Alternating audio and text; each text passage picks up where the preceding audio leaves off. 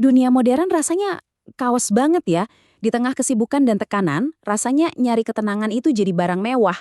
Tapi, gimana kalau solusinya ternyata udah ada ribuan tahun yang lalu?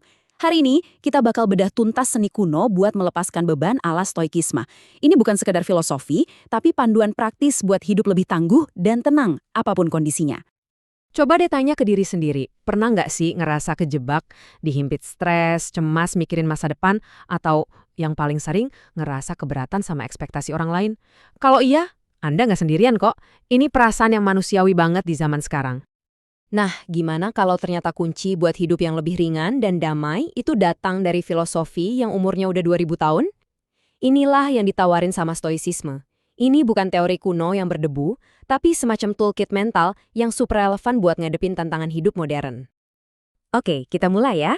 Langkah pertama dan mungkin yang paling berat, kita akan coba melepaskan beban ekspektasi. Tepatnya, kebutuhan kita akan pengakuan dari orang lain. Seneca, salah satu filosof stoik paling keren, ngomongnya dalam banget nih. Kebebasan sejati itu, katanya, bukan pas kita dapat pujian, tapi pas kita udah nggak butuh lagi pujian itu, atau takut sama omongan orang. Jadi, sumber kebebasan itu ada di dalam, bukan dari luar. Dan yang luar biasa, ide kuno ini jadi fondasi salah satu terapi psikologi paling efektif saat ini. Cognitive Behavioral Therapy atau CBT. Intinya tuh sama persis, bukan kejadiannya yang bikin kita sakit hati, tapi pikiran kita, penilaian kita tentang kejadian itulah yang membentuk realitas kita. Nah, ini yang ngebawa kita ke pilar utamanya stoikisme. Konsepnya simple, tapi dampaknya luar biasa. Kita harus pintar-pintar misahin mana yang bisa kita kendalikan dan mana yang nggak bisa sama sekali. Coba kita lihat deh, opini orang lain nggak bisa kita kontrol. Masa lalu udah lewat, cuaca jelas nggak bisa. Tapi pikiran kita, reaksi kita, usaha yang kita kasih, nilai-nilai yang kita pegang, nah itu 100% di bawah kendali kita. Disinilah letak semua kekuatan kita. Epictetus juga nekenin hal yang sama. Yang bikin kita galau tuh bukan masalahnya, tapi cerita yang kita buat di kepala kita tentang masalah itu. Begitu kita benar-benar paham ini, kita bisa ngambil alih setir emosi kita. Dan ini bukan cuma omong kosong filosofis loh, ini terbukti di studi psikologi terkenal, tes marshmallow. Anak-anak yang bisa nahan diri buat nggak langsung makan marshmallow demi dapat 2 nanti, ternyata cenderung lebih sukses di masa depan. Ini bukti nyata betapa pentingnya disiplin dari dalam. Oke, sekarang gimana caranya orang stoik ngadepin masalah? Mereka nggak cuma nerima pasrah, mereka justru mengubah rintangan jadi kekuatan. Ada konsep keren namanya amor fati, bahasa Latin yang artinya mencintai takdir. Ini bukan berarti pasrah ya udahlah, bukan. Ini adalah latihan aktif buat menerima semua yang terjadi, baik dan buruk, sebagai sesuatu yang emang perlu terjadi buat kita tumbuh. Jadi, pergeseran mindsetnya tuh di sini. Waktu kena masalah, seorang stoik gak nanya, kenapa sih ini harus terjadi sama gue? Tapi mereka nanya, oke, ini terjadi, gimana caranya gue bisa pakai ini buat jadi orang yang lebih baik, lebih kuat, lebih bijak? Terus gimana cara praktisnya? Ada 3 langkah. Pertama, ubah perspektif. Lihat rintangan sebagai peluang, bukan tembok. Kedua, cari makna di baliknya. Pelajaran apa sih yang bisa diambil? Ketiga, latih ketahanan. Anggap aja setiap tantangan itu kayak lagi nge-gym buat mental kita. Dan lagi-lagi ilmu pengetahuan modern setuju banget sama ini. Psikologi menyebutnya post-traumatic growth atau pertumbuhan pasca trauma.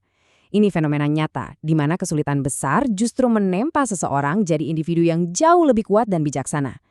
Rintangan itu beneran bisa jadi jalan.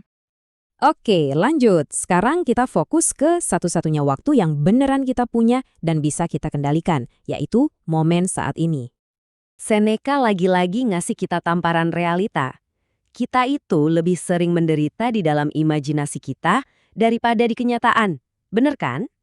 Kita cemas soal masa depan yang belum tentu terjadi dan nyeselin masa lalu yang nggak bisa diubah. Padahal dua-duanya itu cuma ada di pikiran kita. Dan ya, lagi-lagi sains membuktikan ini. Riset tentang mindfulness nunjukin kalau kita fokus ke sekarang, kita itu secara harfiah bisa melatih ulang otak kita biar lebih tenang, lebih bahagia, dan gak gampang stres. Prinsip terakhir ini ngajak kita buat melihat lebih luas, keluar dari diri sendiri, dan masuk ke komunitas. Karena pada akhirnya, ini bukan cuma tentang kita. Marcus Aurelius, seorang kaisar Roma sekaligus filsuf Stoik, pakai analogi sarang lebah yang keren banget. Intinya, apa yang nggak baik buat komunitas, yang nggak mungkin baik buat kita sebagai individu. Kita ini saling terhubung, bagian dari sesuatu yang lebih besar. Dan ada manfaat psikologisnya loh. Fenomena ini disebut helper's high, perasaan bahagia luar biasa yang kita dapetin pas kita nolong orang lain. Ternyata, cara terbaik buat dapat kebahagiaan itu justru dengan memberi. Jadi, yuk kita rangkum 5 pelajaran penting ini. Ingat ya, kekuatan sejati Anda ada di pikiran Anda. Kebebasan sejati Anda melepaskan butuh validasi dari luar. Guru terhebat Anda, setiap rintangan yang Anda hadapi. Satu-satunya realitas Anda, momen saat ini. Dan warisan terbaik Anda, kebaikan hati Anda. Sebagai penutup, saya mau kita semua meresapi kata-kata Marcus Aurelius ini. Karena ini merangkum semuanya. Kamu punya kuasa atas pikiranmu, bukan kejadian di luar sana. Sadari ini dan kamu akan menemukan kekuatan. Dan ini pertanyaan terakhir buat Anda bawa pulang.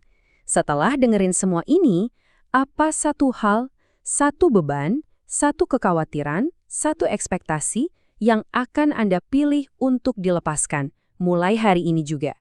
Perjalanan Anda dimulai dari situ.